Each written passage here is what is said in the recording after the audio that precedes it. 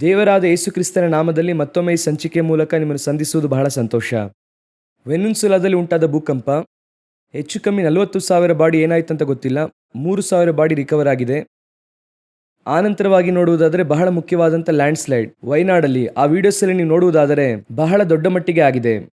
ಅದೇ ರೀತಿ ಚೀನಾದಾದ್ಯಂತ ಟೊರ್ನೋಡೋ, ದೊಡ್ಡ ಮಟ್ಟಿಗೆ ಫ್ಲಡ್ಸ್, ಈ ರೀತಿಯಾದ ಕಾರ್ಯಗಳು ನಡೆದಿದೆ. ಲೋಕಾದ್ಯಂತ ಬಹಳ ದೊಡ್ಡದಾದ ನಾಶನವು ಎಲ್ಲೆಡೆ ಹೋಗುತ್ತಾ ಇದೆ. ಇದರ ನಡುವೆ ಕರ್ತನಾಗಿರುವಂಥ ದೇವರು ನಿಮ್ಮನ್ನು ನನ್ನನ್ನು ಈ ವಾರ ಭದ್ರವಾಗಿ ಕಾಪಾಡಿದ್ದಾರೆ. ನಾವು ಅದಕ್ಕೆ ದೇವರಿಗೆ ಕೃತಜ್ಞತೆ ಸಲ್ಲಿಸಬೇಕು. ಬನ್ನಿ ಈ ಸಂಚಿಕೆಗೆ ಹೋಗೋಣ. ಮೊದಲನೆಯದಾಗಿ ಎಲ್ನಿನೋ. ಈ ಎಲ್ನಿನೋ ತಾಕುವಿಕೆ ಹೆಚ್ಚು ಕಮ್ಮಿ 2,500 ಜನ ಸತ್ತಿದ್ದಾರೆ ಫ್ರಾನ್ಸಲ್ಲಿ ಮಾತ್ರ, ಜೂನ್ ತಿಂಗಳ ಮೊದಲ ಅಲೆಯಲ್ಲಿ. ಈ ಜುಲೈ ತಿಂಗಳು ಅದಕ್ಕಿಂತ ಪರಿಣಾಮವಾಗಿರುತ್ತದೆ ಎಂಬುದಾಗಿ ಉಷ್ಣತೆ ಜಾಸ್ತಿ ಇರುತ್ತದೆ ಅಂತ ಹೇಳುತ್ತಿದ್ದಾರೆ. ಫ್ರಾನ್ಸ್ನಲ್ಲಿರುವಂತಹ ಹಾಸ್ಪಿಟಲ್ ಎಲ್ಲ ಬಹಳ ವಿಧವಾಗಿ ಮುನ್ನೆಚ್ಚರಿಕೆ ತೆಗೆದುಕೊಳ್ಳುತ್ತಿದ್ದಾರೆ. ಫ್ರಾನ್ಸ್ ಅಲ್ಲಿ ಮಾತ್ರವಲ್ಲ, ಲೋಕಾದ್ಯಂತ ಎಲ್ಲೆಡೆ ಕೂಡ ಎಲ್ಲಿನೋ ಎಫೆಕ್ಟ್ ಬರುವುದಕ್ಕೆ ಆರಂಭವಾಗಿದೆ. ಒಂದು ಕಡೆ ಪ್ರವಾಹ, ಇನ್ನೊಂದು ಕಡೆ ಉಷ್ಣತೆ ಅಧಿಕ. ನಾವು ನೋಡುವುದಾದ್ರೆ ಇಂಡಿಯಾದಲ್ಲಿ ಮಾತ್ರವೇ ಹೆಚ್ಚು ಕಮ್ಮಿ ಎಷ್ಟೋ ಜಿಲ್ಲೆಗಳು 200ಕ್ಕೂ ಮೇಲ್ಪಟ್ಟ ಜಿಲ್ಲೆಗಳಿಗೆ ಎಚ್ಚರಿಕೆ ಕೊಟ್ಟಿದ್ದಾರೆ. ಅದರಲ್ಲಿ ತಮಿಳುನಾಡಲ್ಲಿ ಮಾತ್ರ 15ಕ್ಕೂ ಮೇಲ್ಪಟ್ಟ ಜಿಲ್ಲೆಗಳಿಗೆ ಎಚ್ಚರಿಕೆ ಕೊಟ್ಟಿದ್ದಾರೆ. ಇದು ಇನ್ನೂ ಮೋಸಕರವಾದ ಕಂಡೀಷನ್ಗೆ ತಲುಪುತ್ತದೆ ಎಂಬುದಾಗಿ, ಬರಗಾಲ ಬರಲಿಕ್ಕಿದೆ ಎಂದು ಎಚ್ಚರಿಕೆ ಕೊಟ್ಟಿದ್ದಾರೆ. ಈ ಎಲ್ಲಿನೋ ತಾಕುವಿಕೆ ನಾವು ಈಗಾಗಲೇ ಹೇಳಿದ ಪ್ರಕಾರವಾಗಿಯೇ ಇದು ಕಾಲಮಾನ ಈಗ ಏರ್ಪಟ್ಟಿದ್ದು ಎಂಬುದಾಗಿ ನಾವು ಅಂದುಕೊಂಡಿದ್ದರು. ಇದು ಮುಂದೆ 2027ರವರೆಗೂ ಇದಕ್ಕಿಂತ ಮೋಸಕರವಾದ ಕಂಡೀಷನ್ ತಲುಪುತ್ತದೆ ಎಂದು ನಾಸಾ ಈಗ ಲೇಟೆಸ್ಟ್ ಕಾರ್ಯಗಳನ್ನು ಬಿಡುಗಡೆ ಮಾಡಿದ್ದಾರೆ. ಲೋಕಾದ್ಯಂತ ನೀವು ಸರಿಯಾಗಿ ನೋಡುವುದಾದರೆ ಲೋಕಾದ್ಯಂತ ಎಲ್ಲಾ ದೇಶಗಳಲ್ಲೂ ಎಲ್ಲಾ ಜಿಲ್ಲೆಗಳಲ್ಲೂ ಕೂಡ ಉಷ್ಣತೆ ಅಧಿಕವಾಗುತ್ತಿದೆ. 40, 45, 50 ಡಿಗ್ರಿ ಎಲ್ಲ ತಲುಪುವುದಕ್ಕೆ ಆರಂಭವಾಗಿದೆ. ಇದು ಈಗ ಕೊಟ್ಟಂತ ರಿಪೋರ್ಟ್ ನಮಗೆ ಇದು ಏನನ್ನು ತಿಳಿಸುತ್ತದೆ ಎಂಬುದಾಗಿ ನಾವು ಅರ್ಥ ಮಾಡಿಕೊಳ್ಳಬೇಕು. ಸ್ವಲ್ಪವಾಗಿ ಭೂಮಿಯು ನಾಶನ ಅಂದ್ರೆ ಉಷ್ಣತೆಗೆ ನೇರವಾಗಿ ಹೋಗುತ್ತಾ ಇದೆ. ಗ್ಲೋಬಲ್ ವಾರ್ಮಿಂಗ್ ಎಂದು ನಾವು ಸಾಧಾರಣವಾಗಿ ಒಂದು ವರ್ಡ್ ಅಲ್ಲಿ ಹೇಳುತ್ತೇವೆ. 2015ರಲ್ಲಿ ಅವರು ಹೇಳಿದ್ದನ್ನು ಫ್ರಾನ್ಸ್ ನ ಪ್ಯಾರಿಸ್ ಮಿಟಲ್ ಹೇಳಿದ್ದನ್ನು ಯಾರು ಕೇಳಲಿಲ್ಲ. ಆನಂತರ ಎಲ್ಲರೂ ಅವರವರ ಕೆಲಸ ಮಾಡುವುದಕ್ಕೆ ಆರಂಭಿಸಿದ್ರು. ಈಗ ನೆಕ್ಸ್ಟ್ 10 ವರ್ಷದಲ್ಲಿ ಬಹಳ ಮೋಸವಾದ ಅಂತ ಬೇರೆ ಎಲ್ಲೂ ಇಲ್ಲ. ಸತ್ಯವೇದದಲ್ಲಿ ಹೇಳಿದ ಪ್ರಕಾರವಾಗಿಯೇ 2 ಪೇತ್ರನ ಪುಸ್ತಕ 3, 10 ಹಾಗೂ 12 2 ವಾಕ್ಯದಲ್ಲೂ ಹೇಳುತ್ತಾರೆ, ಕರ್ತನ ದಿನವು ಕಳ್ಳನು ಬರುವಂತೆ ಬರುತ್ತದೆ. ಆ ದಿನದಲ್ಲಿ ಆಕಾಶ ಮಂಡಲವು ಮಹಾಘೋಷದಂತೆ ಇಲ್ಲದೆ ಹೋಗುವುದು, ಸೂರ್ಯ ಚಂದ್ರ ನಕ್ಷತ್ರಗಳು ಉರಿದು ಲಯವಾಗಿ ಹೋಗುವವು. 12ನೇ ವಾಕ್ಯವು ಹೇಳುತ್ತದೆ, ಆ ದಿನದಲ್ಲಿ ಆಕಾಶ ಮಂಡಲವು ಬೆಂಕಿ ಹತ್ತಿ ಲಯವಾಗಿ ಹೋಗುವುದು, ಸೂರ್ಯ ಚಂದ್ರ ನಕ್ಷತ್ರಗಳು ಉರಿದು ಕರಗಿ ಹೋಗುವವು. ಆನಂತರ ನೂತನ ಆಕಾಶ ಭೂಮಿಯು ಇರುವುದು. ನಾವೀಗ ಎಲ್ಲಿ ಹೋಗುತ್ತಾ ಇದ್ದೇವೆ ಎಂದು ಈ ವಾಕ್ಯ ನಮಗೆ ಹೇಳುತ್ತದೆ. ಹಾಗೆ ಸ್ವಲ್ಪವಾಗಿ ಗ್ಲೋಬಲ್ ವಾರ್ಮಿಂಗ್ ಇನ್ಕ್ರೀಸ್ ಆಗಿ ಇವತ್ತು 50 ಎನ್ನುವಂಥದ್ದು ಸಾಧಾರಣವಾದ ಸ್ಥಿತಿಯಾಗಿದೆ. ಮುಂಚೆ 24, 25 ಡಿಗ್ರಿ ಸಾಧಾರಣವಾಗಿತ್ತು. ನೀವು ಈಗಲೂ ಕೂಡ ನೋಡುವುದಾದ್ರೆ ರೂಮ್ ಟೆಂಪರೇಚರ್ 24 ಅಂತ ನಾವು ಹೇಳ್ತೇವೆ. ಆದರೆ 50 ಎನ್ನುವುದು 2 ಪಟ್ಟಾಗಿದೆ. ಲೋಕ ಈಗ ಸಂಧಿಸುವುದಕ್ಕೆ ಆರಂಭಿಸಿದೆ. ನೀವು ಪ್ರಕಟಣೆ ಪುಸ್ತಕದಲ್ಲಿ ಓದಿ ನೋಡ್ರಿ, 9ನೇ ಅಧ್ಯಾಯದಿಂದ ಆ 11ನೇ ಅಧ್ಯಾಯದವರೆಗೂ ಆ ತುತ್ತೂರಿ ಊದುವಾಗ ಎಲ್ಲವೂ ಕೂಡ ಉಷ್ಣತೆಯಿಂದ ಉಂಟಾಗುವಂತ ಪರಿಣಾಮಗಳಾಗಿರುತ್ತದೆ. ಆದರೆ ವಾಕ್ಯ ಹೇಳುತ್ತದೆ, ಪರಲೋಕದ ದೇವರನ್ನು ಜನರು ದೂಷಿಸಿದರು ಎಂಬುದಾಗಿ. ಈ ಉಷ್ಣತೆ ಅಧಿಕವಾಗುತ್ತಾ ಆನಂತರ ಪಾತ್ರೆಯಿಂದ ಸುರಿಯಲ್ಪಡುತ್ತದೆ. 16ನೇ ಅಧ್ಯಾಯ. ಆಗಲೂ ಕೂಡ ನೋಡುವುದಾದ್ರೆ ಮೋಸಕರವಾದಂಥ ಪರಿಣಾಮ ಉಂಟಾಗುತ್ತದೆ. ಇದೆಲ್ಲವೂ ಕೂಡ ಉಷ್ಣತೆಯಿಂದ ಉಂಟಾಗುವ ಪರಿಣಾಮ. ಪ್ರಕಟಣೆ 8ರಿಂದ 16ನೇ ಅಧ್ಯಾಯದ ತನಕ ನೀವು ಓದುವುದಾದರೆ ಎಲ್ಲವೂ ಉಷ್ಣತೆಯಿಂದ ಉಂಟಾಗುವ ನಾಶನವಾಗಿ ಇರುತ್ತದೆ. ನಾವೀಗ ಅದರೆಡೆಗೆ ಹೋಗುತ್ತಾ ಇದ್ದೇವೆ. ಈಗ ನೋಹನ ಹೇಳುತ್ತಾರೆ, ಮಳೆ ಬರುತ್ತದೆ ಎಂಬುದಾಗಿ. ಈಗ ಹೇಳುತ್ತೇವೆ ಬೆಂಕಿ ಬರುತ್ತದೆ ಎಂದು. ಬಹಳ ಮೋಸಕರವಾದ, ಇನ್ನೂ ಹೇಳಬೇಕಂದ್ರೆ ಆಕಾಶದಿಂದ ಬೆಂಕಿ, ಭೂಮಿಯಿಂದ ಬೆಂಕಿ, ಎಲ್ಲವೂ ಕೂಡ ಸಿದ್ಧವಾಗಿ ಇದೆ. ನೀವೀಗ ನೋಡುವುದಾದ್ರೆ ಗ್ಲೋಬಲ್ ವಾರ್ಮಿಂಗ್, ಸೋಲಾರ್ ಸುನಾಮಿ ಆಕಾಶದಿಂದ ಬರುವುದಕ್ಕೆ ರೆಡಿಯಾಗಿದೆ. ಕೆಳಗೆ ಎಲ್ಲಿನೋದ ಕಾರ್ಯ ಏನೋ 1 ವರ್ಷ 2 ವರ್ಷದ ಕಾರ್ಯ ಅಲ್ಲ. ನಾರ್ಮಲ್ ಆಗಿ ಗ್ಲೋಬಲ್ ವಾರ್ಮಿಂಗ್ ಇನ್ಕ್ರೀಸ್ ಆಗಿದೆ. ಇದರೊಂದಿಗೆ ಅದರಲ್ಲಿ ಹಾಕಲ್ಪಡುವಂತ ಗುಂಡುಗಳು, ಇದಲ್ಲದೆ ಜ್ವಾಲಾಮುಖಿ ಸ್ಫೋಟಿಸುವಂತದ್ದು, ರಿಂಗ್ ಆಫ್ ಫೈರ್ ಎಂಬುದಾಗಿ ಹೇಳುತ್ತಾರೆ. ನೀವು ಹೋಗಿ ನೋಡ್ರಿ. ಎಲ್ಲಾ ಭೂಮಿಯು ಈ ನಿಮಿಷವೇ ನ್ಯಾಯ ತೀರ್ಪಿಗೆ ದೇವರು ಹೇಳಿದಂತ ಸ್ಥಳದಲ್ಲಿ ರೆಡಿಯಾಗಿ ನಿಂತಿದೆ. ಇದರ ನಡುವೆ ದೇವರು ನಮ್ಮನ್ನು ಕೃಪೆಯಿಂದ ಕಾಪಾಡಿದ್ದಾರೆ.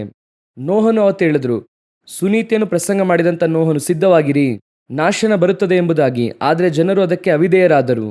ಮತ್ತಾಯದಲ್ಲಿ ಹೇಳುತ್ತದೆ ಗ್ರಹಿಸದವರಾಗಿದ್ರು ಅಂತ. ಇವತ್ತು ಕೂಡ ಜನರು ಗ್ರಹಿಸುತ್ತಾ ಇಲ್ಲ. ಇಷ್ಟು ಉಷ್ಣತೆ ಲೋಕಾದ್ಯಂತ ಯುರೋಪ್ ರಾಷ್ಟ್ರಗಳಲ್ಲಿ ನಡೆಯುತ್ತಿದೆ. ಲೋಕದ ಸ್ವರ್ಗ ಎಂದು ಹೇಳುತ್ತಾರೆ. ಅಂತಹ ಸ್ಥಳವೇ ಯುರೋಪ್. ಅಲ್ಲೇ ಈ ರೀತಿ ಉರಿಯುವುದಕ್ಕೆ ಆರಂಭಿಸಿದೆ. ಇನ್ನೂ ಕೂಡ ನಾವು ಗ್ರಹಿಸಲಿಲ್ಲ ಅಂದ್ರೆ ಇದು ಕಡೆಯ ಕಾಲ. ಮನ ತಿರುಗಿರಿ, ದೇವರ ರಾಜ್ಯವು ಸಮೀಪವಾಗಿದೆ. ನಾವು ಮುಂದೆ ಈ ಇಸ್ರಾಯೇಲ್ ಹಾಗೂ ಇರಾನಿನ ವಾರ್ ಕಾನ್ಫ್ಲಿಕ್ಟ್ ನೋಡುವವರಾಗೋಣ. ಇದು ಇಸ್ರಾಯೇಲ್ ಹಾಗೂ ಇರಾನಿನ ನಡುವೆ ನಡೆದಂತ ಕಾರ್ಯ. ಎಲ್ಲ ಮುಕ್ತಾಯಕ್ಕೆ ಬಂದ ಹಾಗೆ ಟ್ರಂಪ್ ಅನೌನ್ಸ್ ಮಾಡಿದ್ರು. ಆದರೆ ನೋಡುವುದಾದರೆ ಈಗ ಸ್ಟ್ರೈಟ್ ಆಫ್ ಹಾರ್ಮಸ್ ಇರಾನ್ ಹಡಗುಗಳನ್ನು ತಾಕಲು ಮತ್ತೆ ಇರಾನ್ಗೆ ಬಹಳ ಮೋಸಕರವಾದ ತಾಕುವಿಕೆಯನ್ನು ಅಮೆರಿಕ ಮಾಡಿದ್ರು. ಇವತ್ತು ಇದನ್ನು ಶೂಟ್ ಮಾಡುತ್ತಾ ಇರುವಾಗ ಮಾಡಿದ್ದಾರೆ. ಸೊ ಪುನಃ ಬಹಳ ಮೋಸಕರವಾದಂತಹ ಪರಿಸ್ಥಿತಿಗೆ ಅರಬ್ ದೇಶಗಳು ಹೋಗುತ್ತಾ ಇವೆ. ಒಬ್ಬರ ವರದಿಯನ್ನು ನಾನು ಓದಿದೆ. ಅವ್ರು ಹೇಳಿದ್ರು, ಇದು ಈ ಯುದ್ಧವು ಏನೋ ಈಗಲೂ ಆಗಲೂ ನಿಲ್ಲುತ್ತದೆ ಎಂಬುದಾಗಿ ನಾವು ಹೇಳುವುದಕ್ಕೆ ಆಗಲ್ಲ. 2028ರ ತನಕ ಯುದ್ಧವು ಇರುತ್ತದೆ ಎಂಬುದಾಗಿ ಅವರು ಮಾತನಾಡಿದ್ದಾರೆ. ಇದು ಈಗಾಗಲೇ ನಾವು ಎದುರು ನೋಡಿದ್ದು, ನಾವು ಕೂಡ ಹೇಳುತ್ತಾ ಇದ್ದೆವು. ಅದು ಈಗ ಬಹಳ ಮೋಸಕರವಾದಂಥ ಪರಿಸ್ಥಿತಿಯನ್ನು ತಲುಪಿದೆ.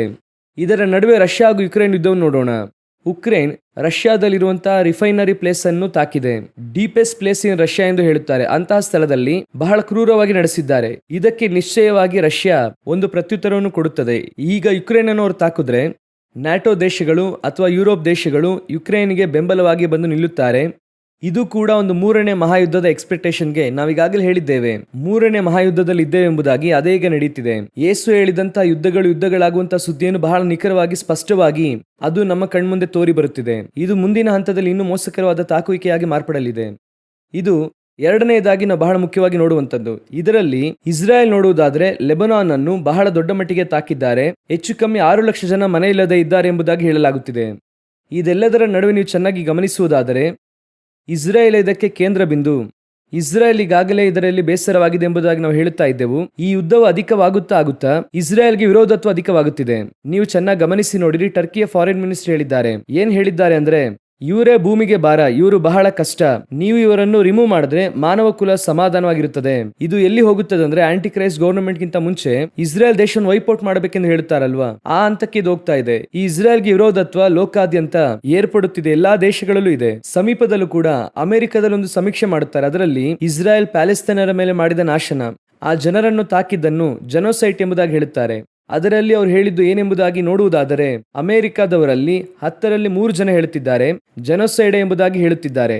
ಇದು ನಮಗೆ ಇದು ಏನೇನು ತಿಳಿಸುತ್ತದೆ ಎಂಬುದಾಗಿ ನೋಡುವುದಾದ್ರೆ, ಒಂದು ಕಡೆ ಇಸ್ರಾಯೇಲ್ ಬಹಳ ದೊಡ್ಡ ಮಟ್ಟಿಗೆ ವಿರೋಧತ್ವವನ್ನು ಲೋಕಾದ್ಯಂತ ಎಲ್ಲೆಡೆ ಸಂಧಿಸುತ್ತಾ ಇದೆ. ಒಂದು ಯುದ್ಧ ಬರುವಾಗ ಇಸ್ರಾಯೇಲ್ಗೆ ನಿಶ್ಚಯವಾಗಿ ಬೆಂಬಲ ನೀಡುವಂತ ದೇಶಗಳು ಇರುತ್ತದೆ. ಇಂಡೋನೇಷ್ಯಾಗೆ ಹೋಗಿದ್ದಾಗ ಇಂಡಿಯಾ ಏನ್ ಮಾಡಿದ್ದಾರೆ ಅಂದ್ರೆ 2 ಸ್ಟೇಟ್ ಸೊಲ್ಯೂಷನ್ಗೆ ಬೆಂಬಲ ನೀಡಿದ್ದಾರೆ. ಅಂದ್ರೆ ಇಸ್ರಾಯೇಲ್ಗೆ ವಿರೋಧವಾದಂತ ಒಂದು ಅಭಿಪ್ರಾಯ ಅಂತ ಇಟ್ಕೊಳ್ಳಿ. ಆದ್ರೆ ಇಸ್ರಾಯೇಲ್ ಪ್ರಧಾನಿ ಅವರು ಹೇಳುತ್ತಾರೆ ಲೋಕದಲ್ಲಿ ನಮಗೆ ಬೆಸ್ಟ್ ಫ್ರೆಂಡ್ ಯಾರಂದ್ರೆ ಇಂಡಿಯಾ ಅಂತ ಅವ್ರು ಹೇಳುತ್ತಾರೆ. ಸೊ ಇದೆಲ್ಲ ನೋಡುವುದಾದ್ರೆ ಒಂದು ವಿಧವಾದಂತಹ ಕಾಂಟ್ರವರ್ಸಿ, ಒಂದು ವಿಧವಾದ ವಿರೋಧತ್ವ, ಹೀಗೆ ಇದು ಹೋಗುತ್ತಾ ಇದೆ. ಯುದ್ಧಗಳಾಗುವಂತಹ ಸುದ್ದಿಯನ್ನು ಕೇಳುವಂತ ಬಹಳ ಮುಖ್ಯವಾದ ಕಾಲಘಟ್ಟಕ್ಕೆ ನಾವು ಬಂದಿದ್ದೇವೆ. ಇನ್ನೊಂದು ಬಹಳ ಮುಖ್ಯವಾದ ವಿಷಯವನ್ನು ನಾವು ನೋಡುವವರಾಗಿದ್ದೇವೆ. ನೋಡಿ, ಈ ಸಂಚಿಕೆ ನಾವು ಮುಗಿಸೋಣ. ಇದು ಏನೆಂಬುದಾಗಿ ಕೇಳುವುದಾದರೆ, ಇಸ್ರಾಯೇಲ್ ಒಂದು ಬಹಳ ಮುಖ್ಯವಾದಂತಹ ಲಾ ಪಾಸ್ ಮಾಡಿದೆ. ಏನೆಂದು ಕೇಳುವುದಾದರೆ, ಹೋಲಿ ಸೈಟ್ ಇಂದ ಅಂದ್ರೆ ಯೆರೂಸಲೇಮಿನಲ್ಲಿ ಇರುವಂತಹ ಆ ಪ್ರಾಂತ್ಯದಿಂದ ಎಲ್ಲಾ ಕ್ರೈಸ್ತರನ್ನು ಹೊರಗೆ ಓಡಿಸುವಂತಹ ಒಂದು ಕಾರ್ಯ. ಇದನ್ನು ನಾವು ಈಗಾಗಲೇ ಒಂದು ಸಂಚಿಕೆಯಲ್ಲಿ ಈ ರೀತಿ ನಡೆಯುವುದಕ್ಕೆ ಅವಕಾಶ ಇದೆ ಎಂಬುದಾಗಿ ನಾವು ಹೇಳಿದ್ವಿ. ಯಾಕೆ ಅಂತ ಕೇಳೋದಾದ್ರೆ, ಅವರು ಈಗಾಗಲೇ ಅಲ್ಲಿ ಆ ಆಚರಣೆ ನಡೆಸುವುದಕ್ಕೆ ತಡೆ ಮಾಡಿದ್ರು. ರಂಜಾನ್ ಟೈಮಲ್ಲಿ ಆಚರಿಸುವುದನ್ನು ತಡೆ ಮಾಡಿದ್ರು. ಅಷ್ಟು ಮಾತ್ರವಲ್ಲದೆ ಈ ಈಸ್ಟರ್ ಕಾಲಘಟ್ಟದಲ್ಲಿ ಮಾರ್ಚ್ ಏಪ್ರಿಲ್ ತಿಂಗಳು ಆ ಕಾಲಘಟ್ಟದಲ್ಲಿ ಅಲ್ಲಿ ಆರಾಧನೆ ನಡೆಸುತ್ತಾ ಇದ್ದಂತಹ ಕಾರ್ಡಿನಲ್ಸ್ ಅವರನ್ನು ತಡೆ ಹಿಡಿಯುತ್ತಾರೆ. ಬಿಷಪ್ಸ್ ಅನ್ನು ಯಾರನ್ನು ಬಿಡೋದಿಲ್ಲ ಅಂತ ಹೇಳಿದ್ರು. ಅವರೀಗ ಯಾವ ಒಂದನ್ನು ರೂಪಿಸುತ್ತಾ ಇದ್ದಾರೆ ಅಂತ ಕೇಳುವುದಾದರೆ ಅದನ್ನು ಅವರು ಹೋಲಿ ಸೈಟ್ ಎಂದು ಹೇಳುತ್ತಾ ಇದ್ದಾರೆ. ಅಂದರೆ ಪವಿತ್ರ ಸ್ಥಳ, ಅಂದ್ರೆ ಅವರ ಆರಾಧನೆಯ ಸ್ಥಳವಾಗಿ ಆ 3ನೇ ದೇವಾಲಯವಾಗಿ ತರುತ್ತಾ ಇದ್ದಾರೆ. ಅದೇ ಆಕ್ಚುಲ್ ಆಗಿ ಈ 3ನೇ ದೇವಾಲಯವನ್ನು ತರುವಾಗ ಆ ಸ್ಥಳದಲ್ಲಿ ಬೇರೆ ಯಾವ ಧರ್ಮದವರನ್ನು ಕೂಡ ಒಳಗೆ ಬಿಡುತ್ತಾ ಇಲ್ಲ. ನಿರ್ದಿಷ್ಟವಾಗಿ ಕ್ರೈಸ್ತರನ್ನು, ಬೇರೆ ಧರ್ಮದವರನ್ನು ಅಲ್ಲಿಂದ ಆಚೆ ಓಡಿಸುವುದಕ್ಕೆ ಆರಂಭಿಸಿದ್ದಾರೆ.